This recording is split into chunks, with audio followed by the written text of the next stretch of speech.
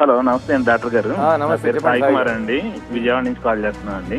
మా బాబుకి ఇప్పుడు 3 years కంప్లీట్ అయ్యి 4th రన్నింగ్ అవుతుందండి. ఫస్ట్ 2 years వరకు మాట్లాడటం కొద్దిగా మాట్లాడటం ట్రై చేశాడు, కానీ అంటే ఏం చెప్పాలన్నా అమ్మ అమ్మ అనే వర్డ్తోనే కంటిన్యూ చేసుకుంటూ వెళ్ళాడు.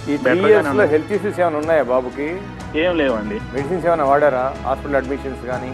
అంటే హెల్త్ పరంగా అంటే జ్వరం అట్లాంటివి తప్ప వేరే ఏం ప్రాబ్లమ్స్ ఏం రాలేదు. అదే జ్వరం అనేది ఫ్రీక్వెంట్ గా వస్తుంటుందా 2-3 months ఒకసారి? వస్తుందండి. దానికి ఏం చేసేవాళ్ళు? ఇది పారాసెటమాల్ P20 250 ఒకటి వాడేవాళ్ళం అండి, యాంటీబయాటిక్ ఒకటి వాడేవాళ్ళం అండి. అదే యాక్చువల్గా పారాసెటమాల్ ఓకే, కానీ యాంటీబయాటిక్ వాడడం వల్ల ఎక్కువ అవుతాయి.